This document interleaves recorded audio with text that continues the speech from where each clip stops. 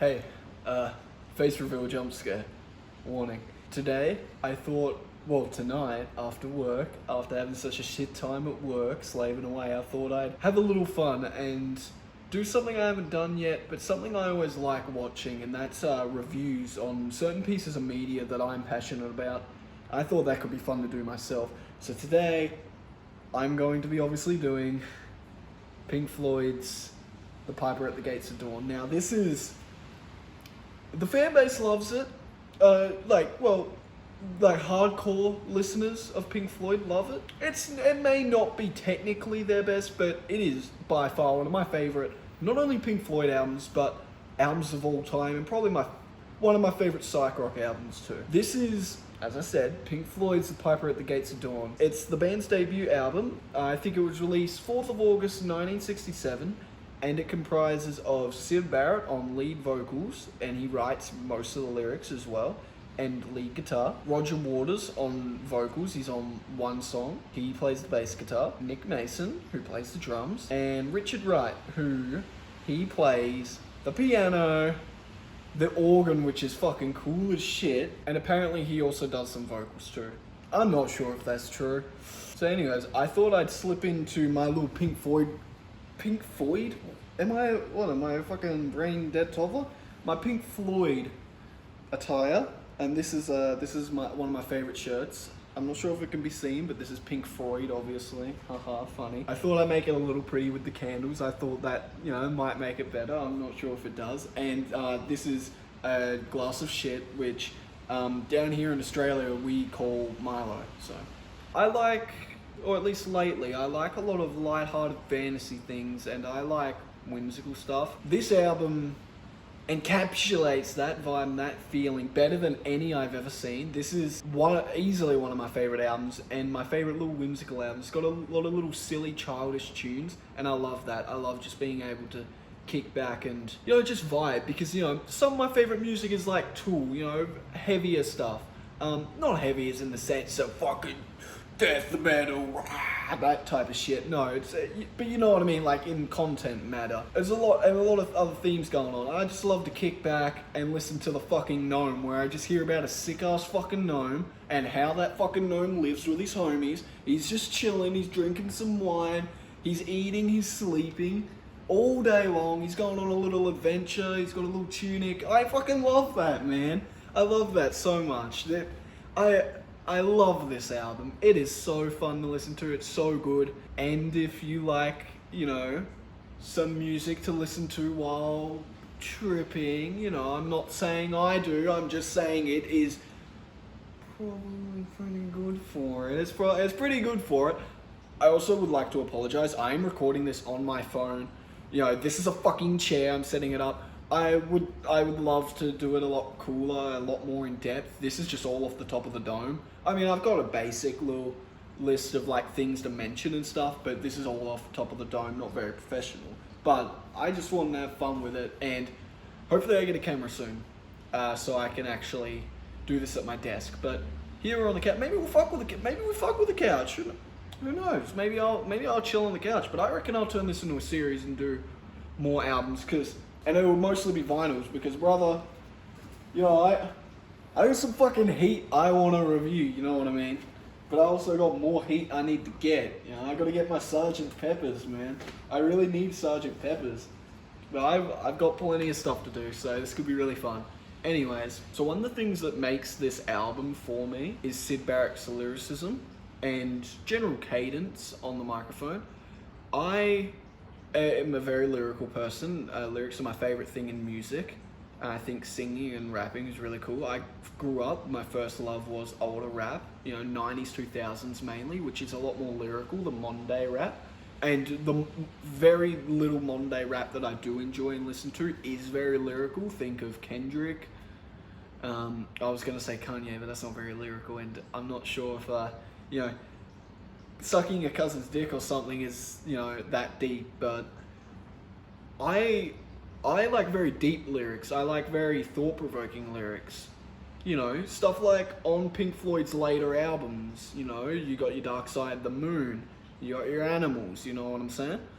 But you also, You got your Tupac, you got your Eminem in the rap world. Of course, there's other stuff. Those are just like the two of the most popular I chose, but there's many. You know, I want to give Black Thought a listen to soon. That could be really fun. I've heard he's very good. Syd Barrett's lyricism, it's actually not that technical. It's very simplistic, very childish, very whimsical, which is exactly why I love it. Sorry, I get so excited and so passionate. I'm usually not like this at all. Maybe I don't fucking know.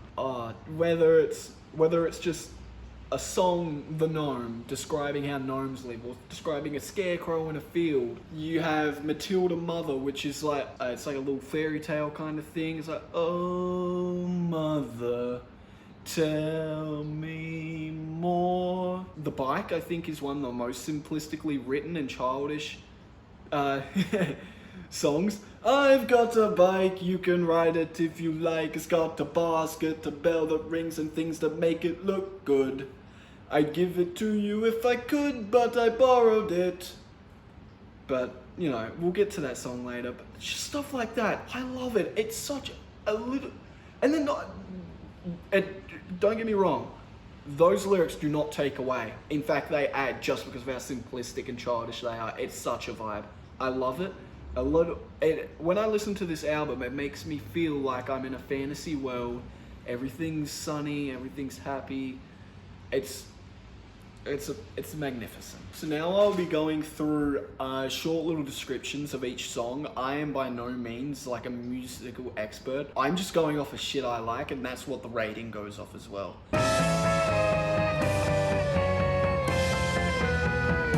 So first off, we have Astro. I believe it's called Astro. What the fuck am I talking about? Astronomy Domine. Fucking Roger Waters said it some way. I don't remember, man. But this is the intro track. Anything psychedelic and anything whimsical are my two favorites currently. So once we get to Sgt. Pepper's, you ain't even ready, man. My favorite part about this song, it sounds like it's spiraling down in little places in the song. It's like do, do, do, do. I'll play the fucking clip. I'm not gonna try and do it. Not too much to say on this song. The lyrics are chill, not crazy, nothing too silly, as I was talking about earlier.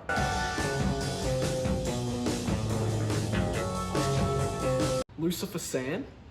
This song, it reminds me, it sounds like a very detective type beat to me. That cat's something I can't explain. And then it kicks off. It's so good. It's such a groovy little song. Tell me more. Matilda Mother, this is probably one of the standout tracks of the album for me. This is the one I mentioned earlier about feeling like a little fairy tale. When you go to bed and your mother reads you a bedtime story, this is what that is. And it's talking about 1,000 misty riders, and it's talking about fucking other shit. It all leaves my brain. I really should have wrote something, but... Sitting on a unicorn. Flaming. My favorite part about this song is it's got the little boop boop, and it's like up on a cloud, and it's very happy. I love it so much. This song's a vibe. You know, I'm just gonna breeze through these songs, not say much about them.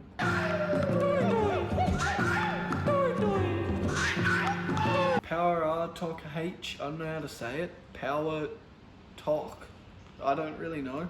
Maybe it's German, Power Talk. But this song is an instrumental. I believe it's one of 2 instrumentals on the entire album. I really enjoy it. It's cool. It's not the craziest song.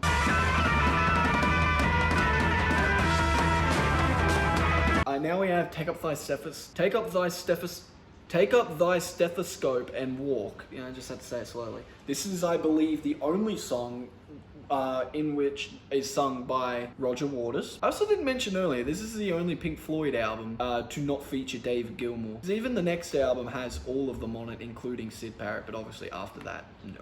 This is a very simple lyrics again. At the very end, it says realize, realize, realize, or realize, like that. It's a very cool melody. I like the general vibe of the song.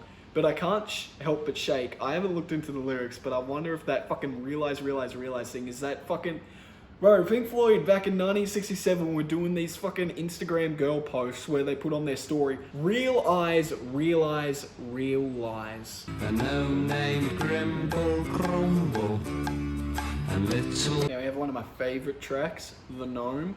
This is just about a gnome. That's it. And it's just Sid Barrett telling us a story about a gnome. Is that not fucking sick? Is that not cool? Bro, I can listen to metal, I can listen to like fucking gods going to war.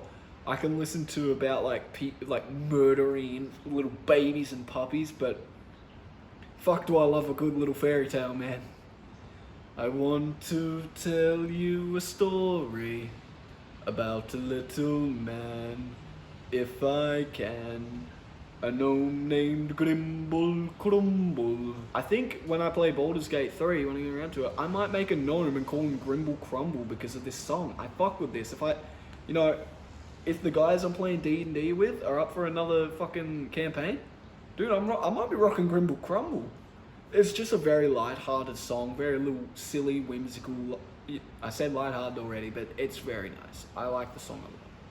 It's one of my favorite songs on the album. Going and coming without action. Chapter 24. This is one of, I believe, at least on Spotify, this is the least played song. Definitely doesn't mean it's bad though. There are no bad songs on this album. Very good song. Again, whimsy, happy, like a cloud. I don't have too much to say on this song, to be honest.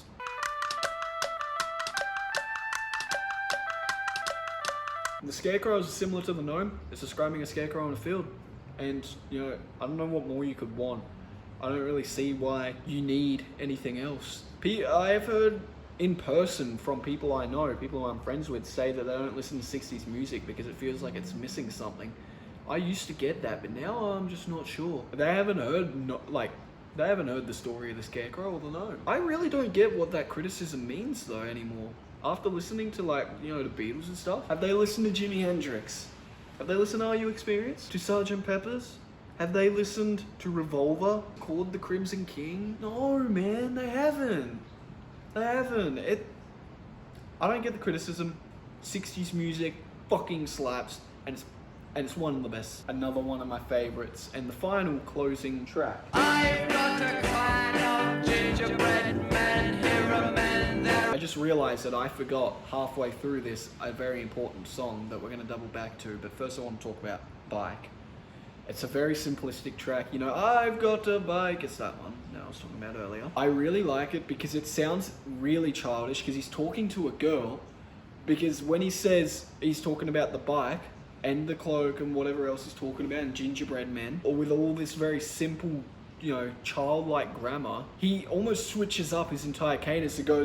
It almost sounds like he's just staring off. You ever see when Maynard from Tool is singing? Sometimes he's I think the very first video of him doing Sober live back in '92 when Opie had just come out, he's doing Sober, where he's just staring off into the crowd. This is the kind of vibe that Sid Barrett gives off here, because it's very childlike. It's like, you're the type of girl that fits in with my world. I'll give you anything, everything if you want things. I know a mouse and he hasn't got a house. I don't know why I call him Gerald. I can't help but sing it. It's such a groovy little song, and it sounds like a circus beat. Very silly, very whimsical. A little circus beat. Halfway through, I forgot. I really should make a script next time. Perhaps I will. The song I forgot is called Interstellar Overdrive.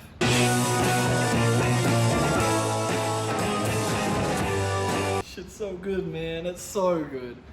You gotta listen to it. You just gotta close your eyes and just be transported. Again, instrumental track 1 of 2. And I believe it's one of the ones that are known off of this album, if any are. Yeah, so all in all, very silly little video, but I thought it'd be really fun.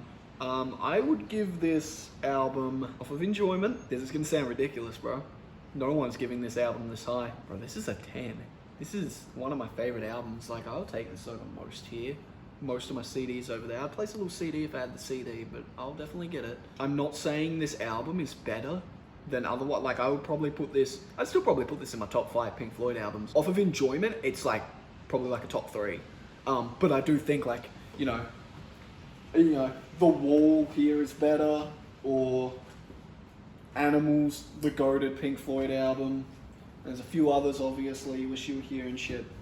I do think those are, instrumentally better, lyrically better. This album gives off a childlike vibe that sounds really suspicious.